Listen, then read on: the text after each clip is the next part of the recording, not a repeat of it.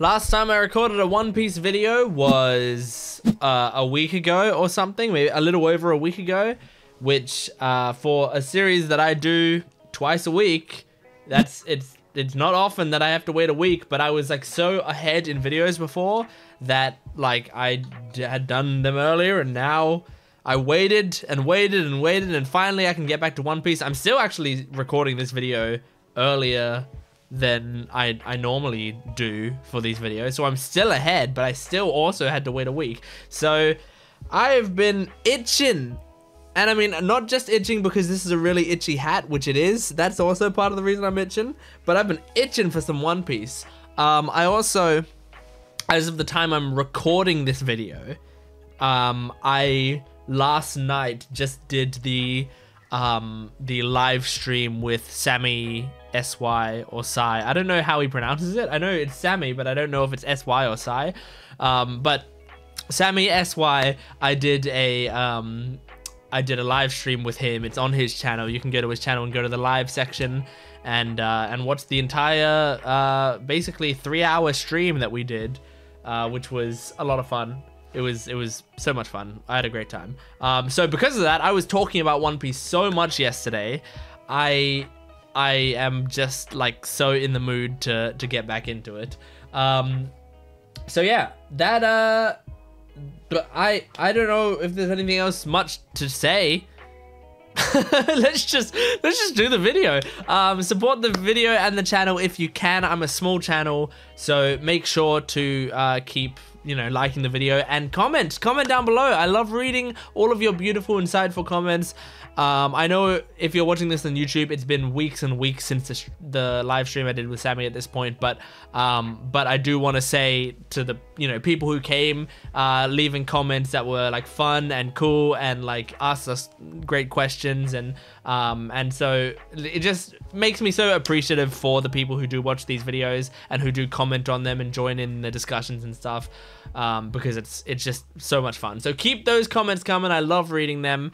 Doesn't matter. I don't care if you write, you know, a 2,000 word comment. I will read it, or I will try to read it, or I will read most of it, but someone will read it for sure. But I always try to read the comments whenever they come in, and unless I start to go, oh, hang on, this is a spoiler, then I will look away and sometimes delete the comment. But I haven't had to do that in One Piece videos, because people in One Piece videos have been pretty good about not spoiling things. So yeah, anyway, let's jump into this episode. This is episode 300. Oh, and my Patreon account, sorry. Full-length versions of the reactions and early access. You can get the next at least 16 episodes on there right now. We're super far ahead on Patreon, so if you want more content right now in full-length version, go over there. Now let's jump into episode 392 of One Piece. Woo! Life is adventurous. Be aware it's dangerous. Gotta find my way and sail away all the way to One Piece. Okay, recap Rubik's. This is a Rubik's Cube that I do while the recap is happening. If you're new to the channel, that's what I'm explaining it for. This is a recap Rubik's. I do it while the recap is happening, and my goal is to beat the recap.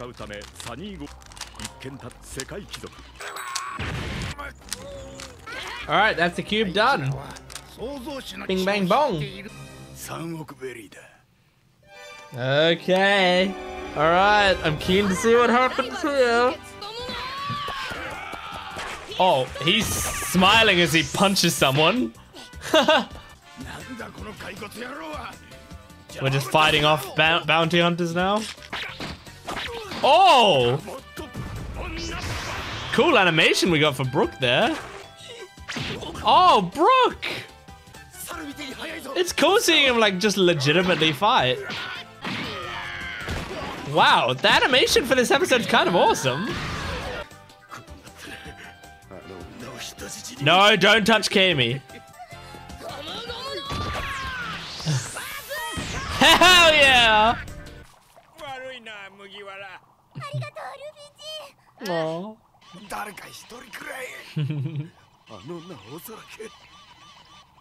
Oh, you know she's a mermaid?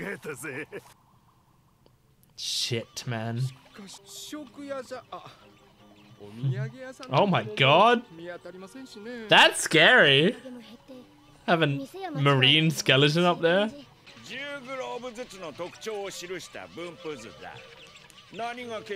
Oh. Interesting. I can't write all that down, but that's interesting. Okay.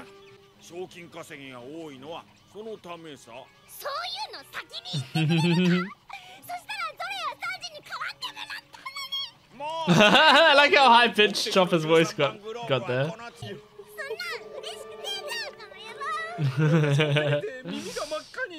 Not that I envy is.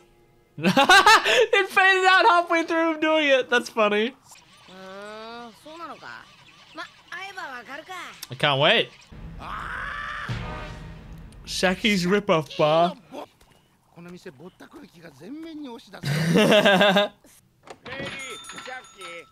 Really? Whoa. Hello. There's a lot to take in here. You're Shaki? Okay.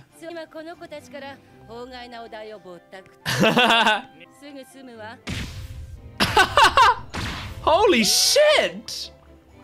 Shaki doesn't play around. Aww. Wife? No one said that.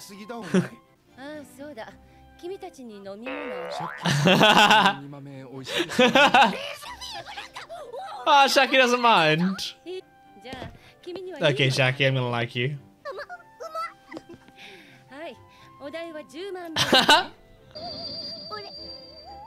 Aww.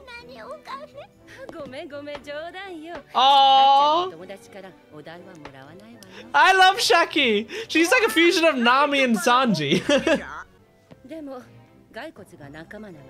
That's new addition. He's got a crumb on his face. Not that he has a face. Damn. Don't ask to see her panties. Oh, just asking about the color. I really like Shaki. Not that I have a nose that can bleed. I don't know, most of it probably.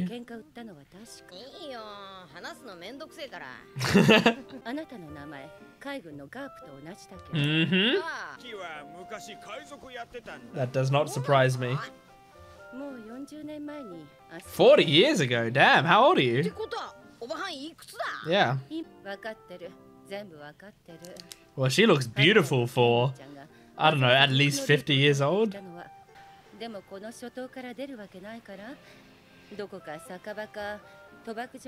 No, we're not just gonna wait for him to come back, we're gonna seek him out? Yeah, okay. What?! He's been gone half a year?!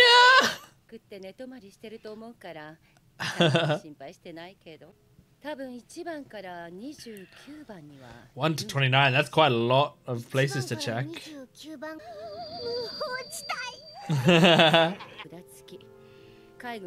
Oh. Who's that wanted poster? Okay. Of course.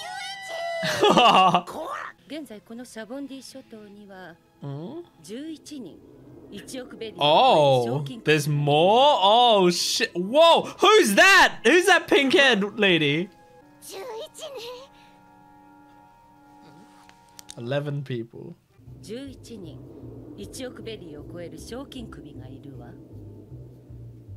Oh my gosh. I just once again only looked at that woman. I need to learn more about her. Oh, I'm so excited.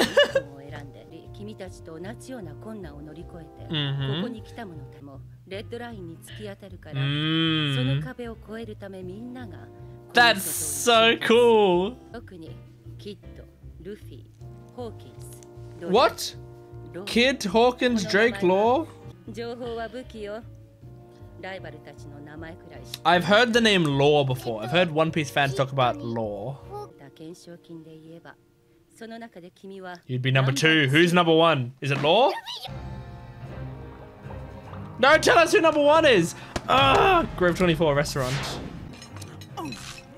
Oh. Is this the lady? She's a glutton, okay. No! Oh, yeah, show me more about her. Damn. Capone Bege. Oh my god. Oh my god, tell me more about her. She's a female Luffy, but even more gluttonous. Jewelry Bonney? Okay. Whoa. Okay, he's the captain. Oh, he's got like a cross. Such was the fate of his clothes. Whoa, you're cool as hell. Basil, Hawkins. 249. Zero. Oh! No. What a weird design this guy is. Scratchman Apu. He's like Junkrat. Eustass Kid. 315? A mad monk. He's got wings. Is he from Skypiea? There's so much going on. Red flag X Drake. From Sky Island, yeah. Urog. Killer. My god, this is huge introduction. Oh. Oh, you seem cool. Trafalgar Law. I have heard that name. I've heard One Piece fans talk about Trafalgar Law, so I'm guessing he's gonna be awesome. One Piece is one big tournament arc. That's awesome. Fair enough. Your husband? Whoa. Okay. Man, whenever those very few times when I get comments that's like, why is he not looking at the screen? And it's because I'm taking notes. They're not going to be happy with this episode because this major lore drops. I was like writing the whole episode. Like I took up like this much of a page just for this one episode. Normally an episode, I mean, like this was an episode of Solo Leveling that's like this big, right? And then this episode of One Piece was that much information. And I didn't get everything. I just got what I could while they were saying it. But that's, I'm ecstatic about this. What a great introduction here to all of these characters. Guys, I think we're going to be sticking around on this, like, on this archipelago for a while. Because they, like, introduced all of these characters and we have the Celestial Dragons. Like, there's going to be a lot going on, I feel like. This is insane. What a great way to do all of that. And honestly, they all looked really cool. I think my least favorite design was probably Scratchman Apu. Just because he was like the weirdest one, I guess. But like, I didn't even dislike his design. Like, I don't think there were any of them that I was like, oh, I don't really want to get to know that character. Like, they all seem super interesting and cool. Obviously, I'm gonna simp over Jewelry Bonney, for very obvious reasons. I like, she seems like, from what we saw, so gluttonous. Like, she was just like a more like, she was a female Luffy, but also like even more slob-like, I guess it looked like. And maybe a little like greedier. I don't know. But I'm excited about that. We saw Capone, Berge. I'm gonna try to go through them so I remember. Capone Berge, I remember him. He seemed like maybe my first impression is like a mob boss-esque type dude. Basil Hawkins. Now I'm gonna click through the episode as I do this so that I can like remind myself of which one is which, because I only have the names in here. I didn't really get time for like descriptions or anything. So I'm just gonna click through. I'm trying to find Basil Hawkins, who would have been after jewelry. So yeah, that's Capone. Okay, yeah, Basil Hawkins. Oh yeah. He was the magician, right? Yeah, he was cool as hell. I love his design, and I love that introduction as a character. Like, I was actually kind of hoping that they would introduce one pirate who seems like surprisingly respectful, and it was unclear whether he was respectful because he's a good guy or whether he was respectful because of his own like weird beliefs or whatever, or both. But yeah, amazing. Then there was Zero, who had a strange design. Then was it Eustass Kid? Is that the is Eustass Kid the yeah, he's the Junkrat looking dude. And 315 million berry bounty. That's wild. Is Luffy's 300 right now? So he's 15 million more. And Shaki said it's because he's like straight up a danger to civilians. Like, he's actually legitimately dangerous. Where like Luffy, I think they consider to be like a danger to, you know, the Marines because he's like a shining symbol of piracy and he declared war on the Marines and stuff.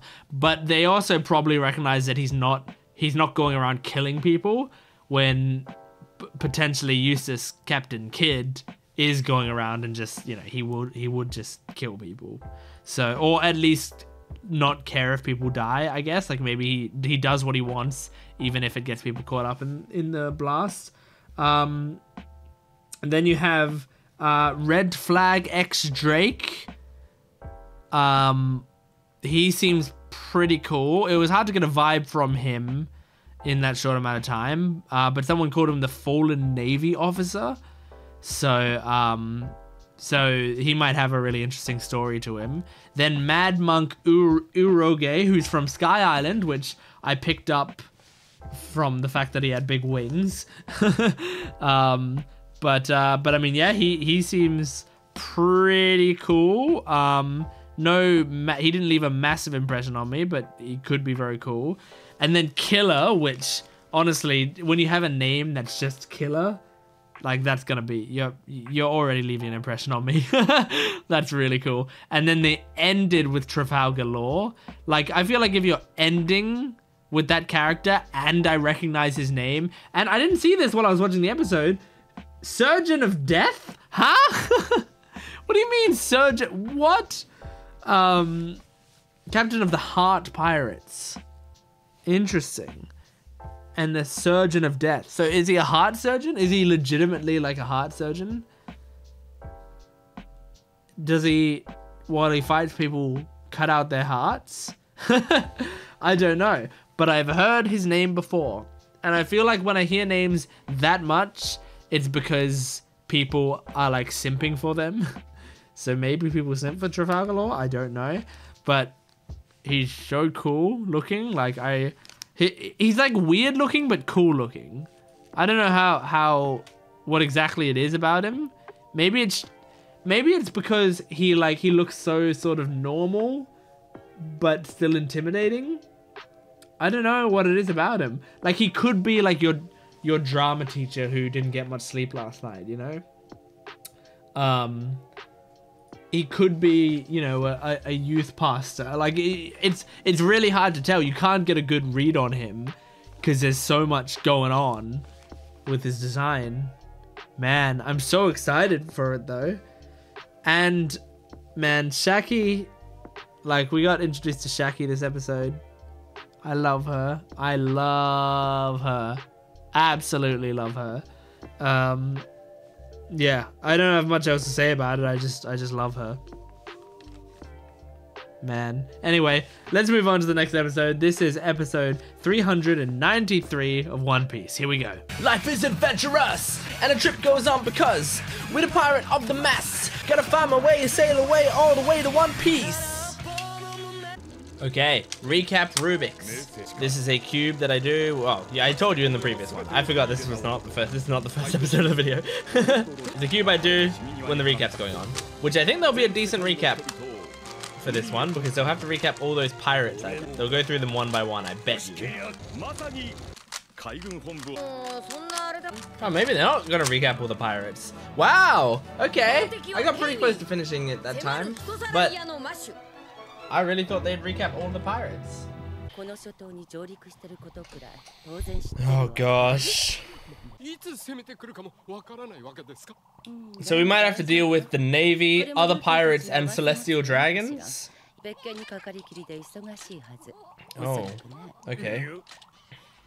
Shaki, I hope we don't say goodbye to you forever. I fell in love with you for that one episode. Yay!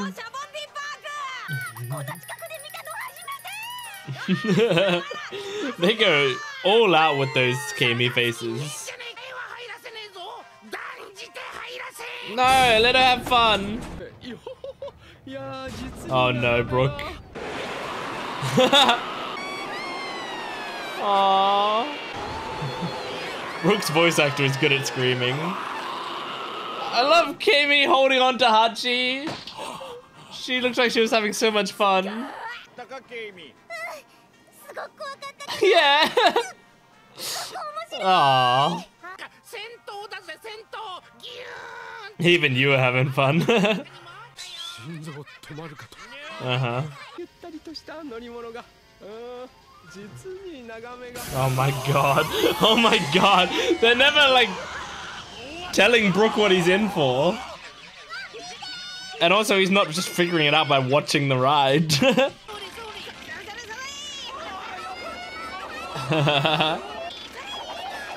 is fun. This is just watching them hang out. Holy shit, man.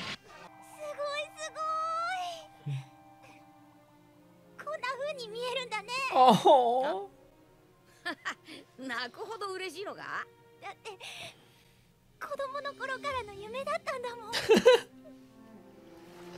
She's so sweet.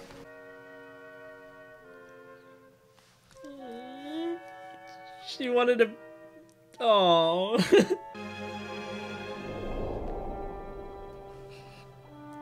That's so great.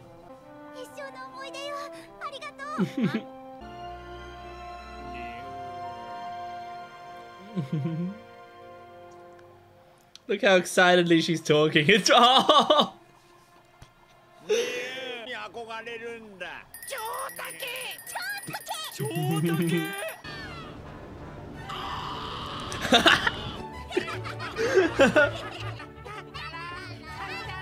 This is making my heart feel so warm. That looks like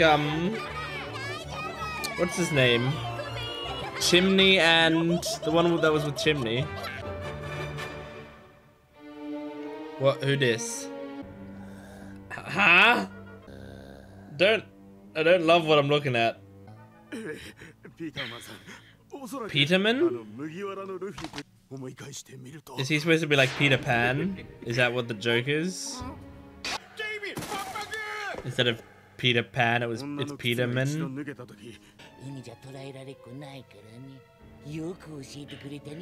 Oh my god, man. He's weird as hell.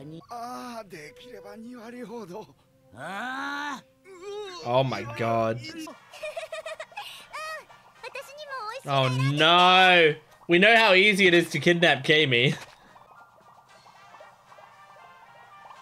She's gonna be happy to see a big bear. Oh no. Celestial dragons. Oh my god, man. Holy shit, he's so pathetic looking.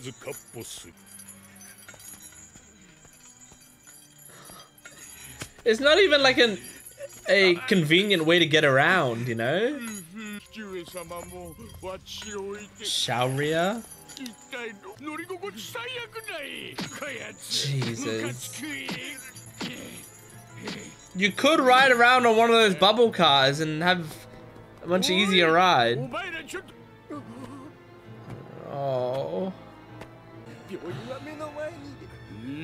Oh god.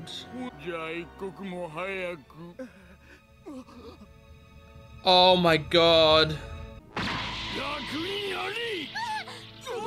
My god, man.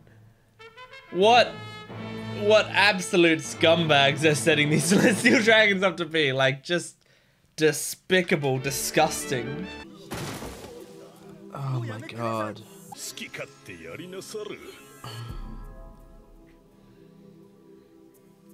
The other pirates are watching this happen. Oh my god. Oh no. Dude. She just has to sit there. Oh. Fuck, man. Oh no, don't order them dead.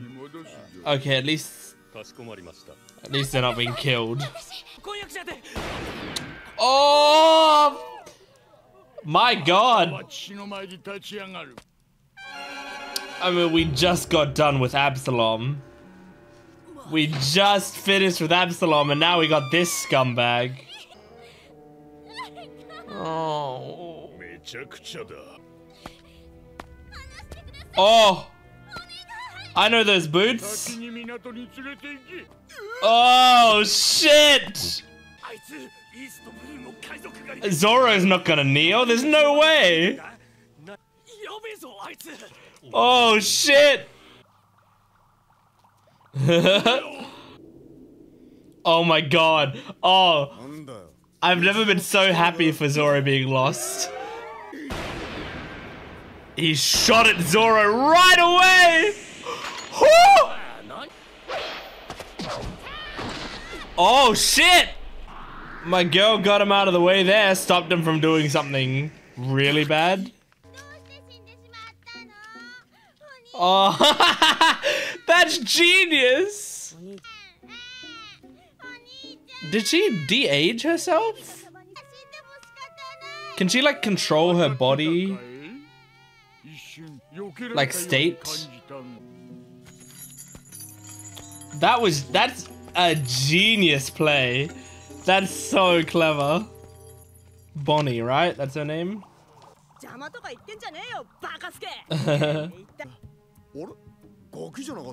Mm-hmm.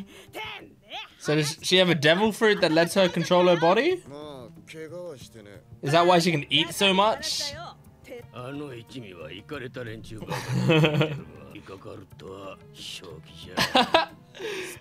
It's funny, we seem like the unhinged crew.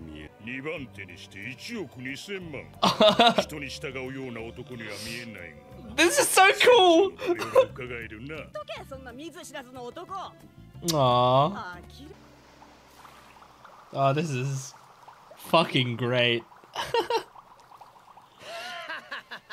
Problem is Zoro's gonna get lost on the way to the hospital and the guy will bleed out.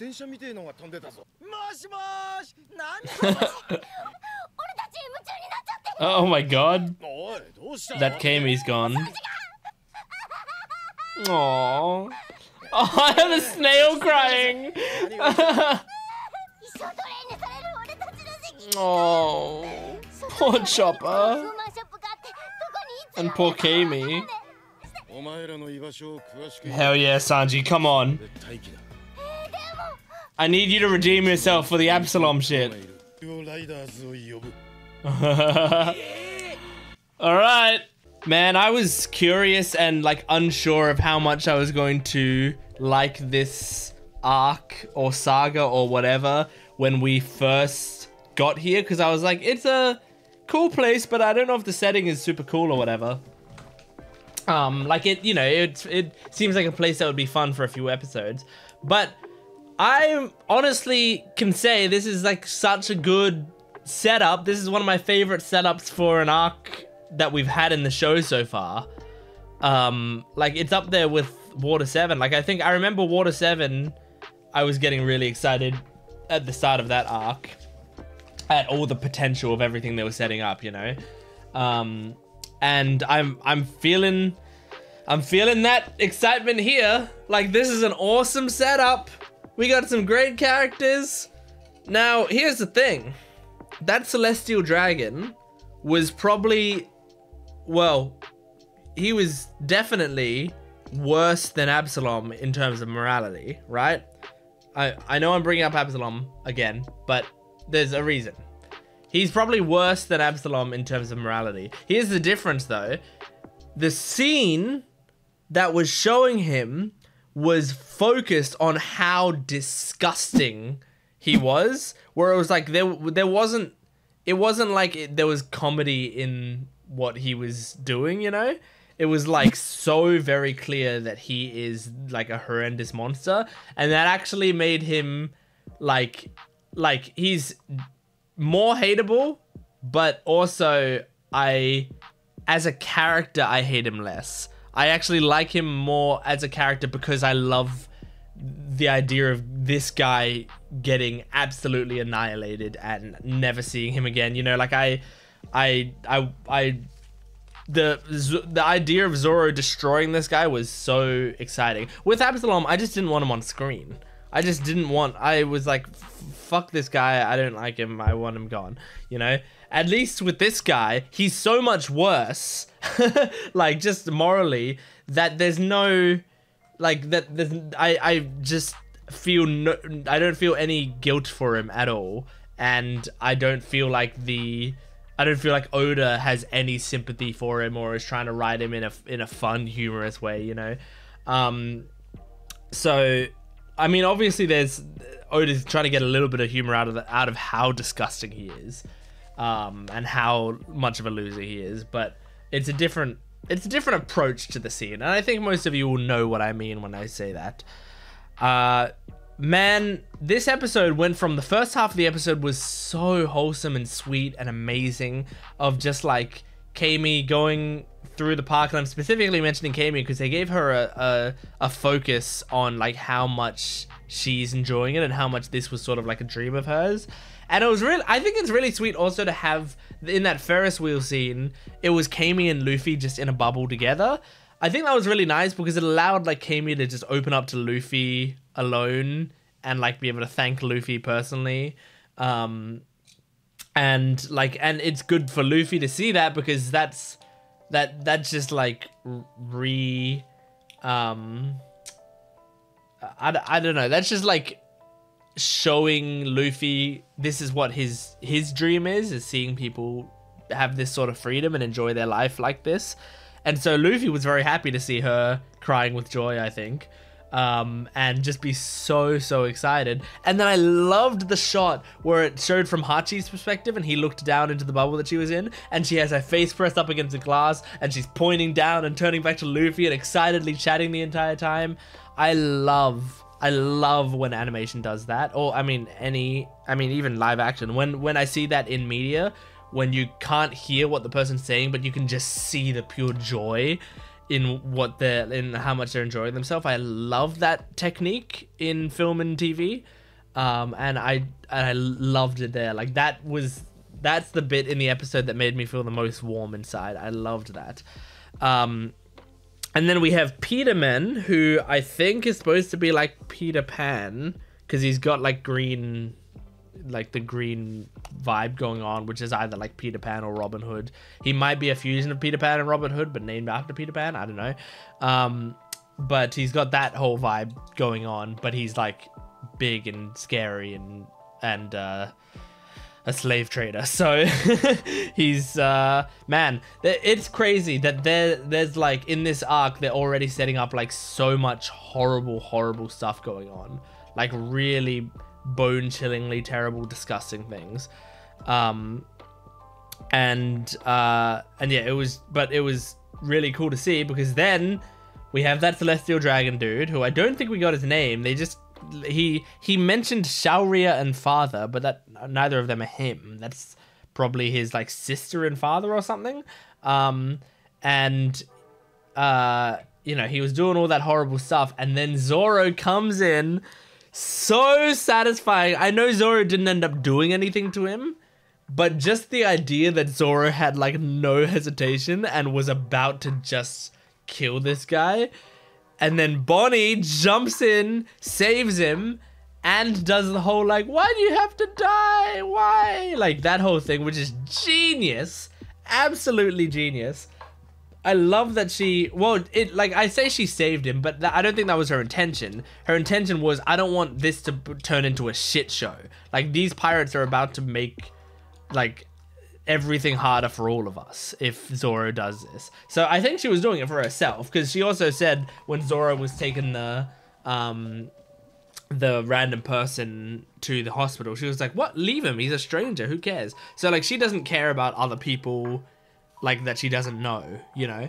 But I do think, you know, in that moment it's just cool to see that she like jumped on Zoro and came up with that plan immediately, which is very good, because honestly, as much as I loved from the first glance we saw of her, that tiny little bit of her that we saw, I also thought like, but I hope that there's more to her than just glutton, because we've had enough gluttons in this show so far, with Luffy and with Garp and with Walpole, you know, like we have a lot of characters. I mean, I think Oda and Ace, I think Oda likes to go to this well. I mean, obviously they do it with the monkey family because it's a trait that they share, you know. But I think it's also a place that Oda likes to go, is like, oh, want to add some personality to this character, have them eat a lot, you know. But I did want to, like, when we actually got to know her a bit more, see a little bit more from her personality, and I think we did in this episode. I mean, that was a really smart move. So she's clearly a smart person, and it seems, so maybe she's got like the age fruit where she can change to like an old lady or change to a young girl or whatever. So maybe, I mean, it's possible she's like 80 years old, but perpetually keeps herself as, you know, I don't know, mid-20s. I don't know what her body type is supposed to look like. It's One Piece, so people look strange no matter what. It's kind of hard to tell anything from One Piece art style, which is why I don't think about their age too much, because it's impossible to tell. Like, I mean, we had the lady last episode, Shaki, who's at least like, you know, probably 60 years old or something, because she stopped being a pirate 40 years ago, right? And she looks identical to Nami. So, well, not identical. You could tell there was like a little bit of maturity to her, but it's pretty close, you know? So, what was I saying? So yeah, I wonder if Bonnie's like power, I imagine it's a power, is to specifically change her age, or if it's about her body type, because I was saying we saw her eating so much, so maybe it's like she can expand her, you know, her stomach and such, so that she can enjoy eating as much as she wants. I mean, in the same way that Luffy can eat so much, I assume, because his stomach is rubber, and so it can stretch further and further, so he just stuffs his face, you know. But with her, I feel like she might be able to like physically alter her body and make her stomach bigger so that she can eat as much as she wants, and then bring it back down to a regular size afterwards. I don't know. The last thing I wanted to say is, like, I feel like I've definitely mentioned this before, but I want to make it like clear.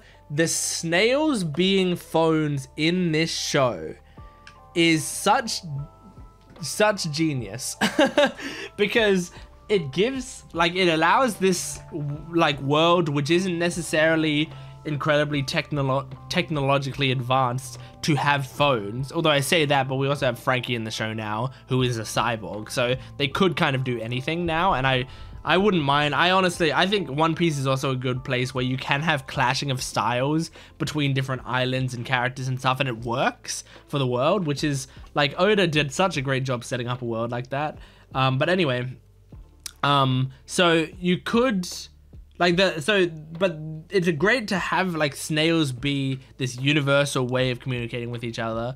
But also just like being able to have different designs for the snails to add some personality, and then the fact that the snails are actually saying the thing, so they will like be mimicking the emotions of the person on the other side. So it's kind of like you're getting a video call with them, but you can't see them, but you can see exactly what they're feeling, which is really cool. So in that scene, having Chopper freaking out and we're watching this snail crying as it's like talking to him, is just, it adds so much personality to the conversation, and we don't need to see Chopper because we see what the snail is doing. It's so good. I love it. All right, let's move on to the next episode. This is episode 394. Here we go.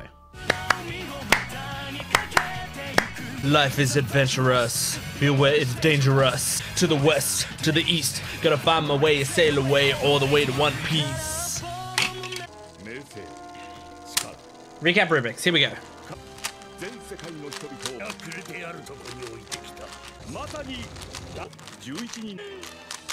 Oh, well, that's it again. I got close again, but they're doing pretty short recaps, which is good. That's a good thing. It means more episode.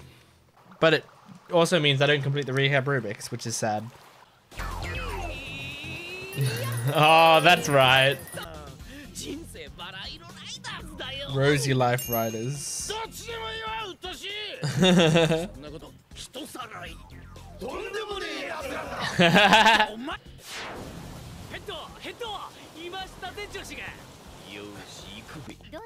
Is this Water 7? They went back to Water 7? Wow, those are cute girls. That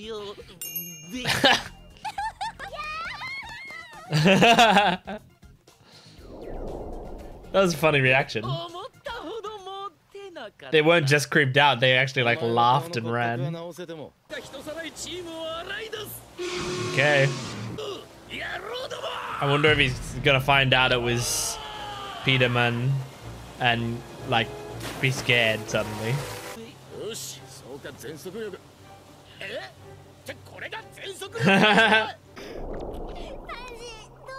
Oh, now they're showing Chopper's perspective. Aww.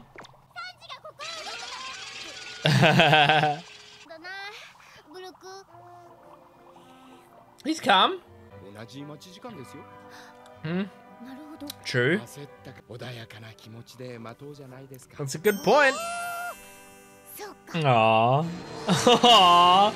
It's a good way to cheer up Chopper.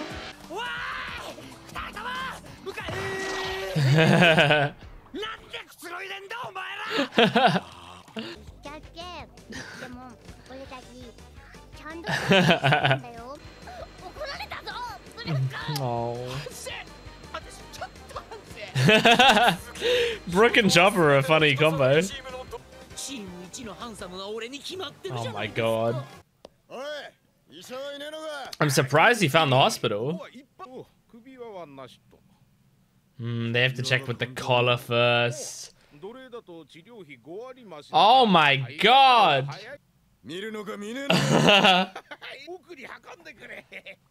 I like that Zoro's cutting through the bullshit.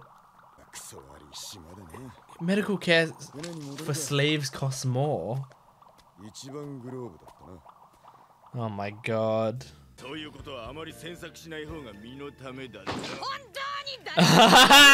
Yeah! This is gonna be frustrating to look at, Luffy.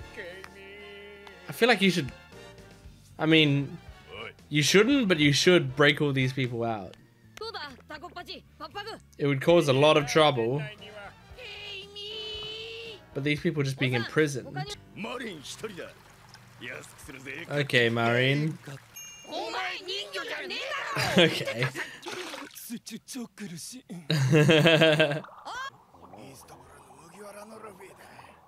I wonder if that guy's a pirate. With the very generic pirate hat.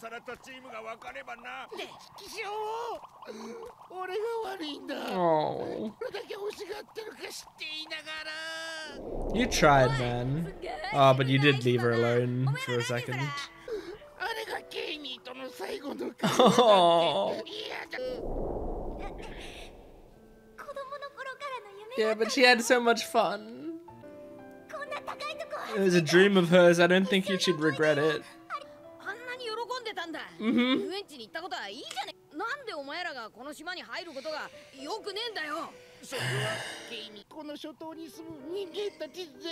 All the people. Okay. So fishmen would, they just called them like, they were just classified as fish. Interesting.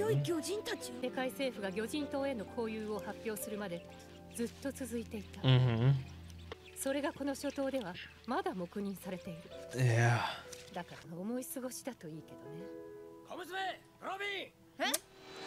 Damn, man, these are some heavy topics Oda's hitting here.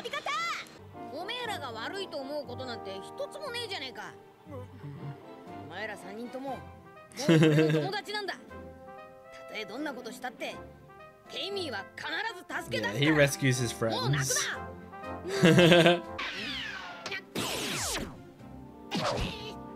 Hell yeah.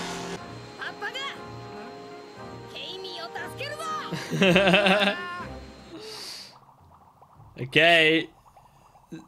Whoa! The human auctioning house is in one, and that's where Zoro's going. Oh god. Oh, so many disgusting people here. Oh, and Peter Man's just wiping his hands of it. Oh, he has to come back to get his money, so maybe not. Ah. She's Sharia. Did they say Shalros? I couldn't read fast enough. Jesus! Look at the guy in the background with his mouth sewn shut. Okay, it's not sewn shut, but it's got a sew design. And there's Law. That's no, not Bartholomew. Trafalgar Law. Bartholomew is Kuma. Damn, he's so mysterious. What the heck? Disco? Okay, well, I don't like you because you're leading a slave trade. Oh, is that the giant being sold there? Seems like it. Oh. Poor Amy! Oh god.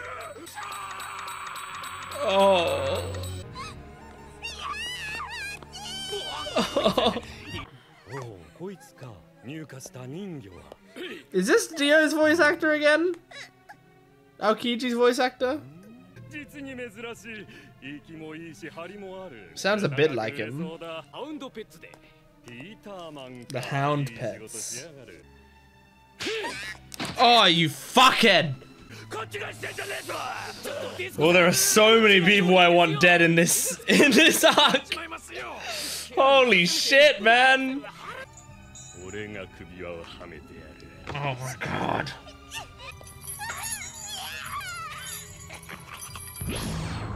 Oh? Oh? Who? What? What happened? We're looking at the giant. Why?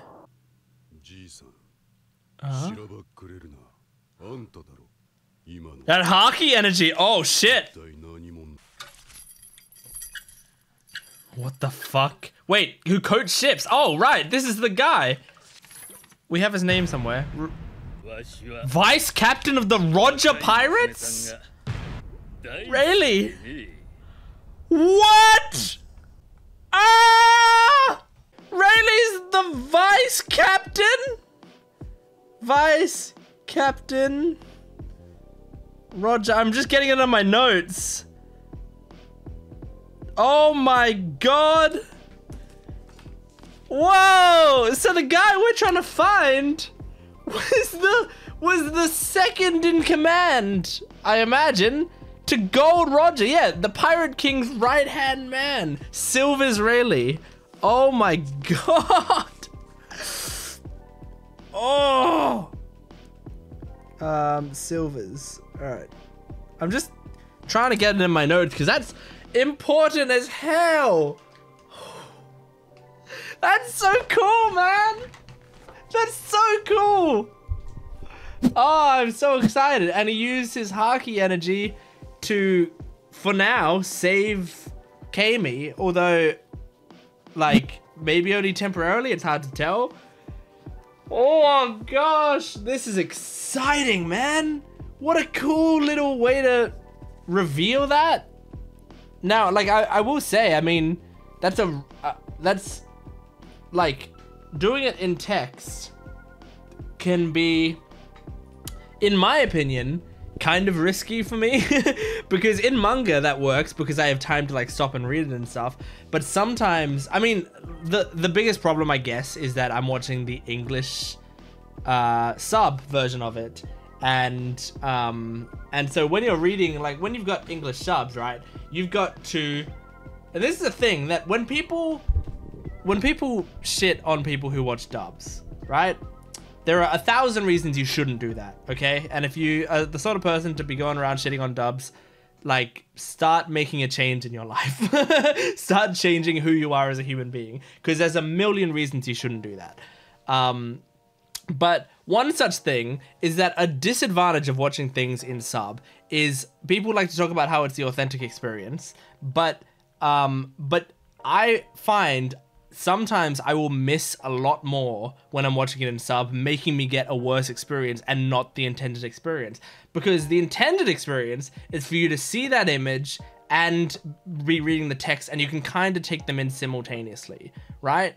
But the experience that we're getting, and I know we do this sort of automatically, the more you watch subs, the less you realize that you're doing this, but it still happens, is you try to look at the image, but then you also have to see that there's text. Oh, what's that text? Okay, refer to up here. You're reading this text, but he's still talking. You have to hear what he's saying at the same time as reading this one, but which information is more important? So you have to, in your time, figure out, is what he's saying gonna be more important, or is who he is more important?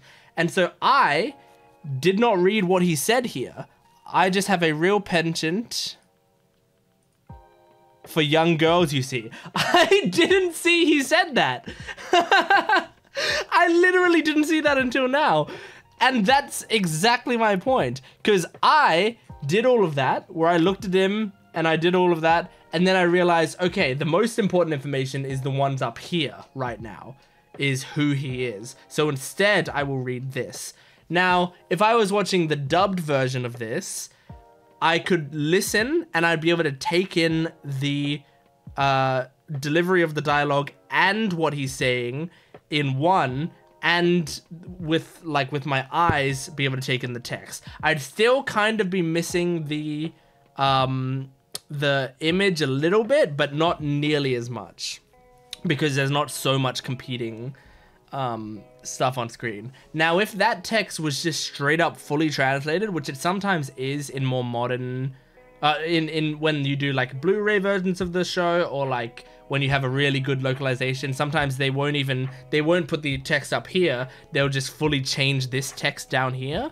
That would help a lot, because it's much easier to see, instead of seeing the Japanese text and then going to see what it means, just seeing English text on it. But anyway, I wasn't doing that to tell you guys, hey, dubs are better than subs. I was doing that to tell you guys there's a lot of reasons that dubs can be very helpful, and that's one reason right there. Because that's a really cool moment, and I almost missed it, because in the previous episodes, when they had a bunch of pirates, I didn't take in a lot of what their pirate ships were called and stuff, because I was taking in the most important information, which was what their names were and their bounty sometimes. And that was kind of all I could take in. So,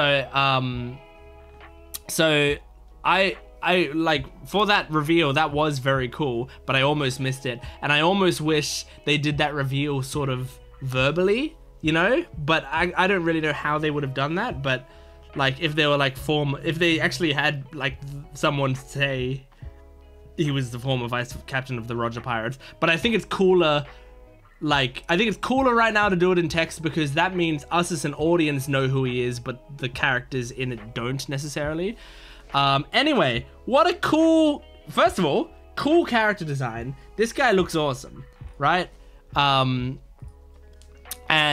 he, like, just, I can see how he would be like a right-hand man of Gold Roger. He very much looks like that sort of character. And apparently he used his haki energy on Disco, I imagine. I still don't exactly know how haki works, but we're getting there. We're slowly understanding, we're slowly getting more information about whatever haki is, and I'm excited by it. I'm excited by the concept of whatever it is, because it seems like it's some sort of energy that's so powerful you can just, like, without moving a muscle or touching anyone, knock them out, it looks like, because he just fell backwards. So yeah, I mean, it's interesting. I wonder how interesting it's gonna be, because if it's purely a power that will do stuff like that, where it just like affects people at a distance without you doing anything, the only concern is, like, is that visually interesting for us to watch? If, like, Luffy, because I think they said something about Luffy's haki at some point. Like, I think someone mentioned in my comments or something that haki was technically mentioned earlier in the series, but it was translated differently. It wasn't translated directly to haki, it was translated as presence or something. And so they were like, this kid's presence is crazy or whatever. But I think because at the time, maybe the translators didn't realize that haki was going to be a thing in One Piece. You know, they didn't realize it was going to be like a power or whatever it is. So, but I think apparently earlier in the series, haki was mentioned once. And so I feel like Luffy, I mean, we saw Luffy do the thing against the creature a few videos ago, right? And I said, like, I think that was haki, because I think that's what Shanks was doing, and I think what Shanks is doing is haki. So, but, like, it's really cool using it for, like, intimidation and stuff. I just wonder how it's going to translate. Like, if Luffy gets haki, it is a fight scene of his gonna be him standing there, you know? Like, what's it gonna be? Because like, I feel like it might be something you don't necessarily use in fight scenes. You use in a, like, it's the equivalent of doing an intimidation check in D&D. Like, you use it in the social situations to get yourself out of a potential fight, maybe. But like, I feel like they wouldn't just make it be you stand there and you can take people out necessarily, because especially with Luffy's the one they've mentioned in regards to possibly having future haki or whatever. And yet he is such a dynamic fighter. Like, his fights are a lot about the movement of his body and stuff. And so, so yeah, I feel like they wouldn't take that away, but like that sort of potential for fighting away by giving him fights that he doesn't need to do anything in. But I don't know. Man, them going into, like, the idea that, like, when, because we knew that fishmen were slaves, right, because of Arlong talked about that, and then we also got, like, a little bit more of that, I feel like, sprinkled into the live action, or at least it was a little bit clearer what was going on, I feel like, in the live action. Like, it felt like they sugarcoated it a little less there. And also it was much clearer what the metaphor was in live action. So, I mean, like, you know, and that helps having Arlong be played by a black man, clearly. Like, you can see the lines that are being drawn there. But I think like this arc is really diving into it even deeper and specifying that like 200 years ago or whatever, they had looked at fishmen and classified them as fish instead of classifying them as men. So, you know, we catch fish, we can sell fish and do whatever with a fish all we want. But it's like fishermen are intelligent, like as intelligent as humans, and like they're just basically people. They are people walking around, and yet we're like, well, but they're part fish, so they're fish. We count them as fish. And then all the laws that apply to humans that keep them safe and protected and stuff don't apply to fishmen. It's pretty fucked up. And you know what, like the really like horrible irony is of this situation, which is that like the idea that, oh, slavery, like, yeah, they don't, you know, slavery isn't a thing necessarily anymore, except in some places it's quietly still happens. Even though the government say, oh yeah, no, we don't do that anymore, it's still quietly happening. And the place it seems to be happening almost the most, or at least the most prevalent we've seen ever, is the place that is right near the Marine base. Like the closest possible place to the Marine base is the place that has the most slavery going on.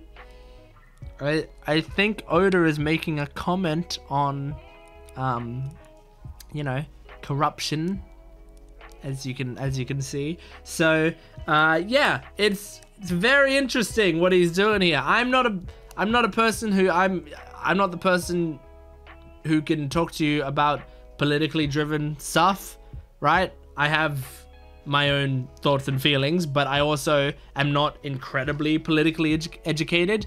And because of that, I don't pretend to be, which is an important thing, I think. Some people are not politically educated, but they pretend to be politically educated, and then they speak their mind about everything.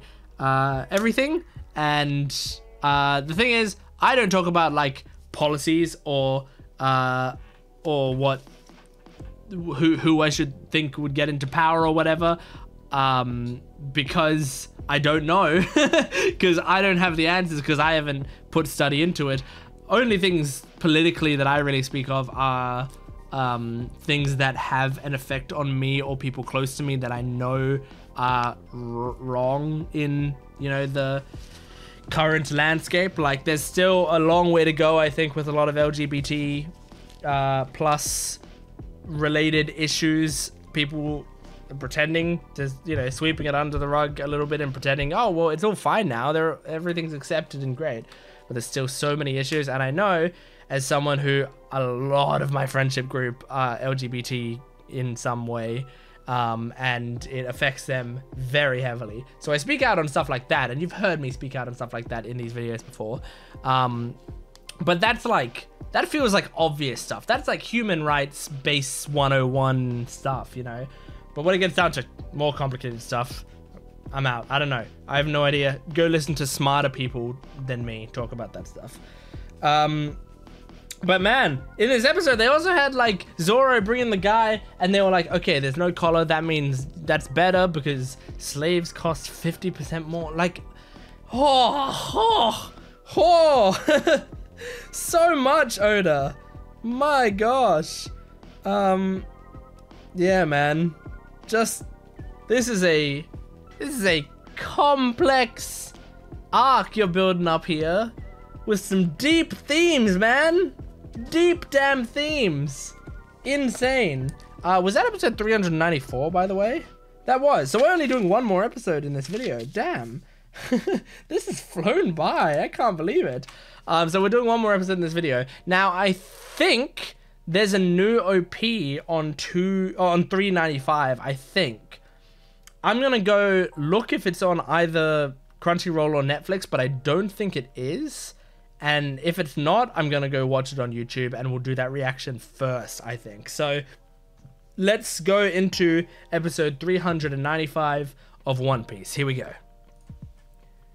Now, I'm just gonna be watching this opening on YouTube because it's not on Netflix or Crunchyroll.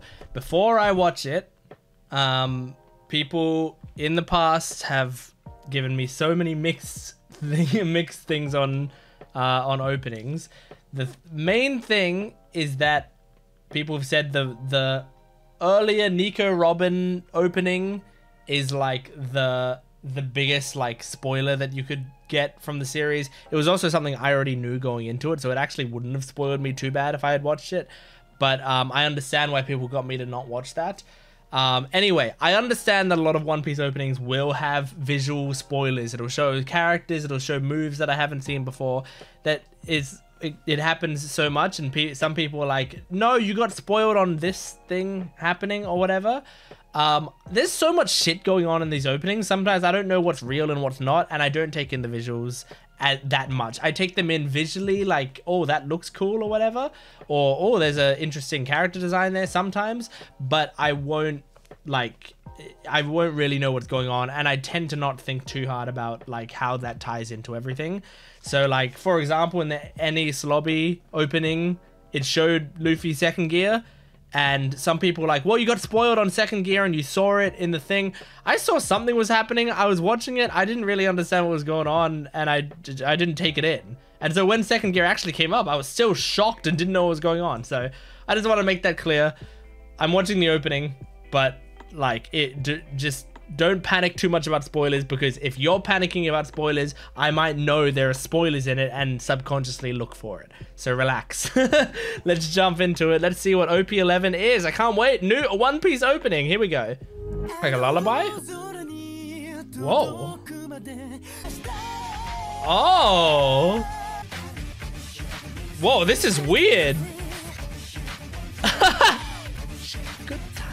Oh, this is cool, man. Luffy. This is cool. It's very funky. Wow, it's like got like their backstories behind them or something when that happens. Luffy on a fucking surfboard. Is that a spoiler? This is a crazy OP. It's so sad I'm only gonna see it like once. Because Crunchyroll and Netflix don't fucking have it. Showing all the pirates we've seen. I'm just enjoying the song. Oh, this is intense. This is great. I recognize that character design. Oh, the warlords, baby! Oh, good animation, man. Of course, Ace. Oh, that's great. That's awesome. Wonderful. I certainly don't feel spoiled. That didn't really tell me anything about what was about to come up, unless I like actually. I'm sure once I watch the arc, I'll be like, oh, that was in the opening and that was in the opening.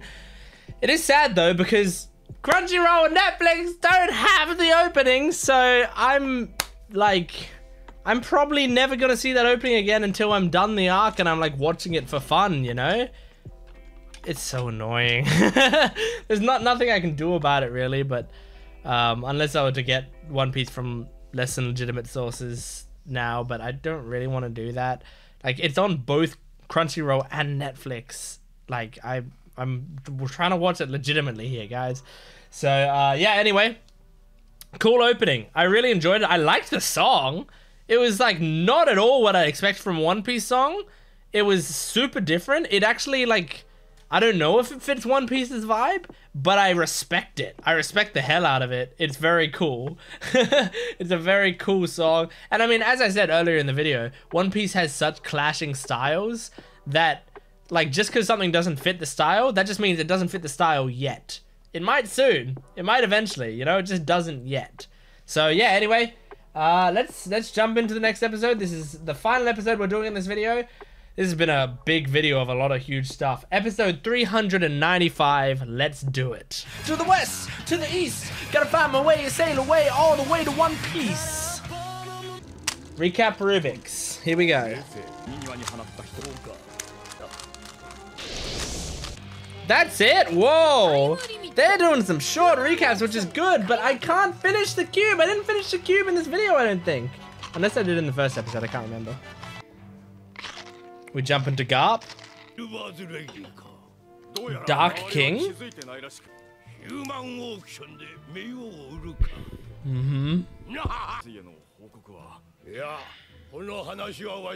Okay.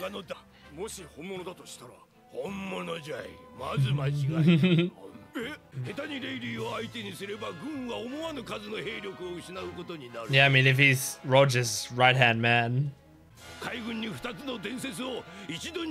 Oh. Okay. Oh, we're starting the auction now. Man. Fuck you! Boo! Boo! Oh god. I mean, yeah, they're cute. I agree, but I hope this auction turns out like the Hunter x Hunter auction and all these people just get mowed down.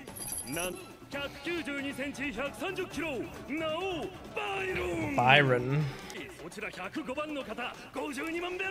This is so sad to watch. But honestly, really cool world building wise. Yeah,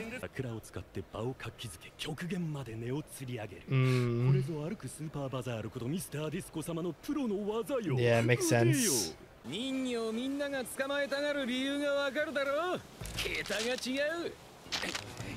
Yeah, Sanji. Good. Be angry about it.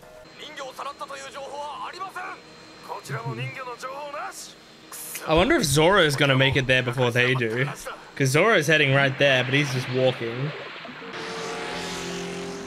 It's really cool that they like go in the water and then zoom out. That's cool. Okay. Usopp's getting the information. Usopp's getting the information. He knows about the auction. Okay, they know where it is. This is good. Go right now. That's right. You have to put up with it, Brooke. Gotta save Kami. Zoro came across more bounty hunters.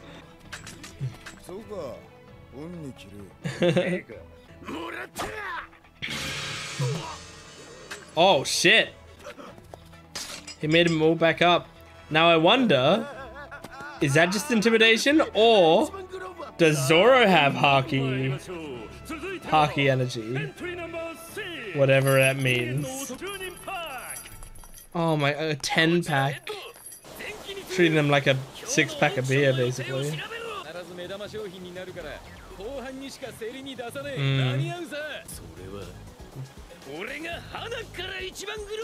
Nice. Alright, good job, Duval. I'm impressed. I'm impressed, Duval.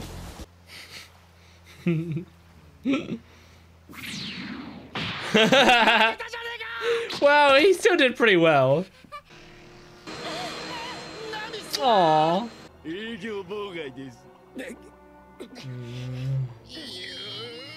Oh my god. We're just gonna be fighting an entire auction of people.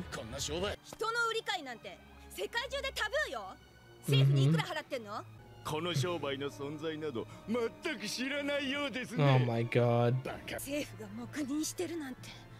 I can believe it, which is horrible.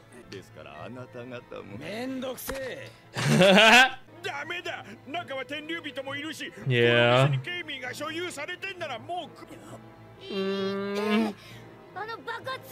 Yeah. Shit, man, what do we do? For now, take this guy and drown him. He can't tell anyone else about it. Nami, what's your plan? Using their rules? Are we gonna buy her back? Another guy with a generic pirate hat. Oh god. Poor Kami.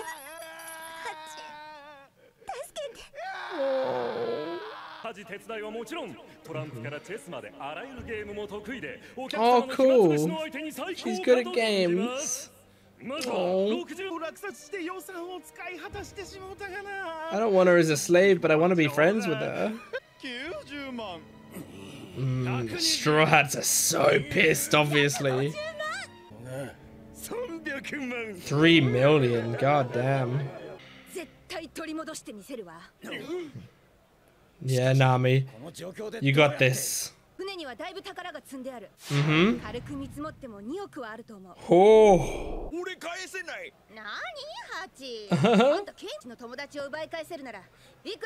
Fuck yeah, Nami! That's good! Like, Nami's the one who cares about our money the most, and she knows. Of course our money doesn't matter nearly as much as Kami does. She's a fucking legend. So do I, Sanji. Oh. Okay, they're gonna give us some info. Public execution. What? Oh my gosh. That's what they've been talking about with like fighting 2 legends and stuff. That was what Garp was talking about. Oh. This woman is extremely beautiful. Parsia. So sad. She's got a gorgeous character design. I hope we save all of these people by the end of this arc, not just Kami. I know it's kind of hard to fight the system. Good job, Sanji! Talking about basic women's rights instead of talking about watching women bathe. Basic human rights, not women's rights, but, you know, relating it to Sanji. I recognize those boots. He's at 2, he's almost there.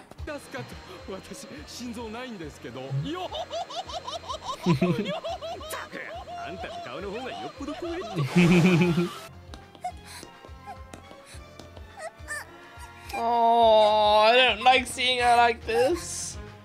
Ah, man. These are truly some of the most despicable people we've come across in One Piece so far. And it's so interesting.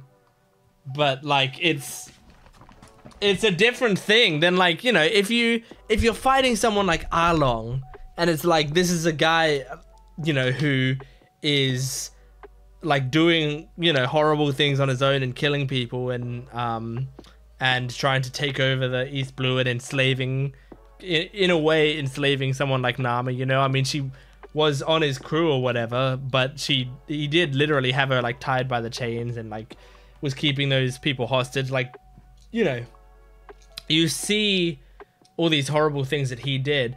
That is a different thing than if you are looking at a huge society of people who all have these like normalized morals that are like this, because that's so much harder to take down, because that's not just as simple as you like it with Arlong. You beat up Arlong and like you take the head off that snake, the rest of it comes crumbling down, you know? You can't do that here. Like, you can't just beat up one guy, I imagine, and have this be solved. If you beat up one guy, you actually make more problems for yourself, and it spreads even further. So, I don't know what we're gonna do, because it's just insane, but like, they do such a good job at making you hate them so much. So much. It's crazy. And then on top of that, there's other shit going on. Like, really, really massively important stuff. Ace is going to get a public execution. And because of that, the Whitebeard pirates are probably gonna go crazy and there's gonna be a war. And so the Marines are preparing for that while all this is going on. Oda, you're cooking. You're fucking cooking. It's amazing. Like, this is just so cool and well done. And this is the sort of thing that this storyline works so much better being 400 episodes into this show, because he's set all this stuff up. We know the importance of Ace. We know who he is and why he's great. We know why the Straw Hats aren't there. We know why Kami's important. We know like how horrible it is for the Straw Hats, especially to see stuff like this going on, and how far against Luffy's morals it is. We know that Whitebeard does not take kindly to people killing people on his crew, and we know that Whitebeard is incredibly powerful. We know how scared the Navy are of Whitebeard and his crew. There's so much stuff going on right now, and the world feels so real and lived in. Like, it's the goofiest, wackiest, craziest world, and yet it just feels like so real. It feels like these are actual consequences of everything that has happened so far. I don't know how many shows can do this well. I don't think any show that I can think of off the top of my head can have like such a gigantic feeling world that also I feel like every second we're doing something else, things are moving. There's a cog that is constantly turning. It's so great.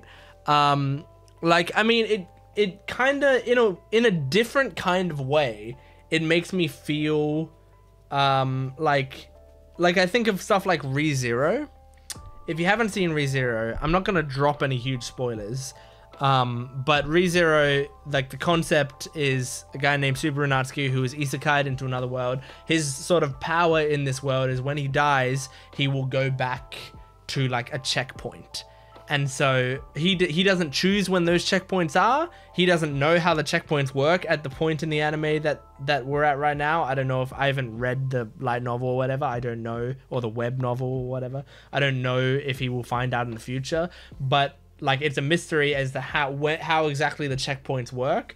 But there's certain points where he gets checkpoints, and then if he ever dies, he respawns back at that time.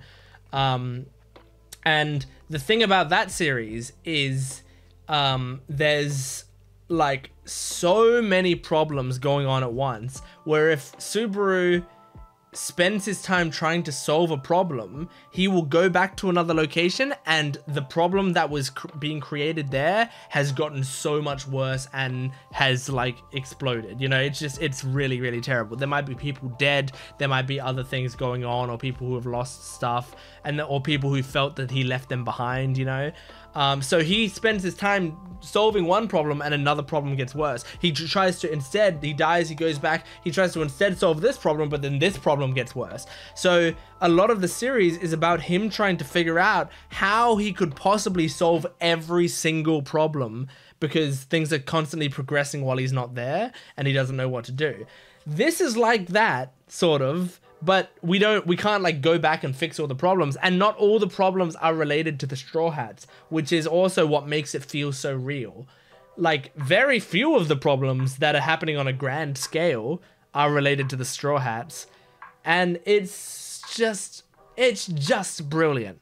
It is absolutely, and like, I love that the Straw Hats are famous, but they're not like the most famous. They're very well known, but so are all these other pirates we're coming across. They're also extremely well known, like, the Straw Hats are the ones we're following, but they currently in this world aren't the most important people in this whole world.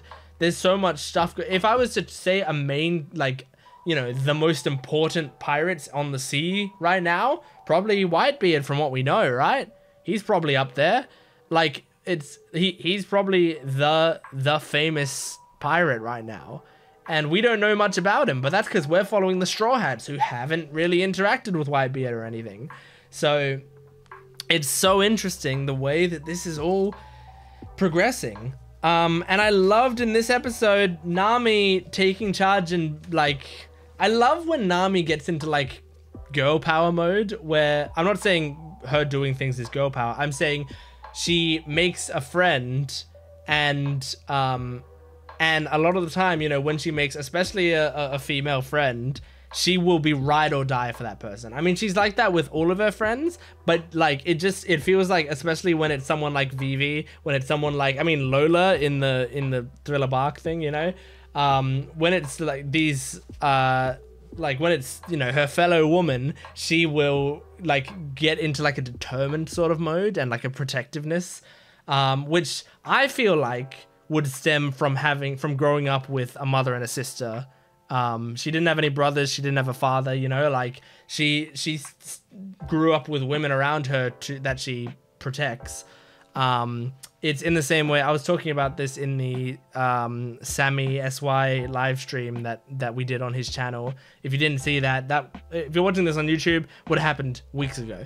But we talked about it on there, where I said a lot of really important people in my life are women. Not all the really important people in my life, obviously. I have a father that I love very much, and you know, a lot of my best friends are also men and stuff. But a lot of really, really important people in my life have been women, and like that, I think, has been part of the reason I get so attached to female characters. And I think Nami's kind of the same way, you know? That was like most of her life.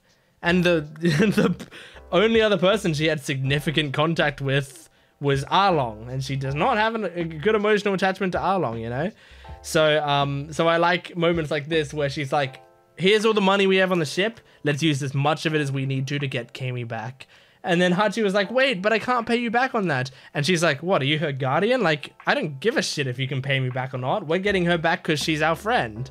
So I love that. Now, here's a question I have. And it's something I keep thinking, but I thought it again this episode. And this is, like, not related to what happened in this episode at all. But Nami, I believe, from what I've picked up, and, like, it could be, it's possible that this is, you know, this is not quite accurate, but I believe Nami calls everyone on the Straw Hats just their name. But with Sanji, she calls him Sanji-kun, I think. I know she calls him Sanji-kun. I know she calls Luffy, Luffy, and Chopper, Chopper. She might use honorifics for other people. I just can't remember. Now, I have a question about that. And I mean, this might be something that Oda's confirmed, or this might be like a theory or something. Obviously, don't spoil anything. I don't think you'd be able to spoil anything with honorifics. But just in case I have to say that. But what's the purpose of that? My theory in my head has always been that, like, the kind of the joke there is possibly, like, Kun can be a, as far as I know, I'm not Japanese, but as far as I know, Kun can be a endearing honorific, right? I mean, it's not like she's calling him Sanji-san, you know, but like, my thought was that, like, she's really close to Luffy and Chopper and stuff, and that's like, you're equals with me, you're, you know, we're like on the same level. But with Sanji, I am always imagined the Sanji-kun was to, like, keep him at arm's length, kind of. Like, not that she doesn't respect Sanji and see Sanji as an equal or whatever, but, like, if I get too close to him, he would go wild. If I just call him by his name with no honorific, maybe he will get the wrong idea. So I keep him at arm's length. But I don't know. It's also possible that it might be the complete opposite, and that Sanji-kun is considered more of a term of endearment than just using Sanji. And what she's doing is actually, yeah, giving him more respect. But I don't know. My theory has always been the first one. But I am not Japanese. I do not have the greater cultural, like, I understand them. I understand the honorifics on a base level, but I don't, like, there are so many intricacies of how exactly they're used. And I don't think, it's not something generally that just, like, an anime fan can pick up on all the intricacies of it, you know? Generally, you need to have an actual knowledge of Japanese, like a pretty deep knowledge of Japanese to get exactly what the intricacies are of it. So, anyway, that's just, like, sort of my question. If you know what exactly what's going on there, then I'd be curious, you know? Or at least if we don't know, if it's not something that's, like, confirmed or whatever, what's your theory on why that happens? But yeah. That is One Piece. I think that's everything that I wanted to talk about. Yes. Cool. That's One Piece. Oh my gosh. Those were, as angry as they made me, 4 fantastic episodes. And I mean, it took up like 2 whole pages from my notebook, these episodes. Like, there was so much lore, 4 incredible episodes. Thank you so much for joining me. Make sure to support this video if you can, liking, commenting, and subscribing. And go to my Patreon account if you want the full-length reactions, early access, and exclusive videos. I'll see you next time. Goodbye.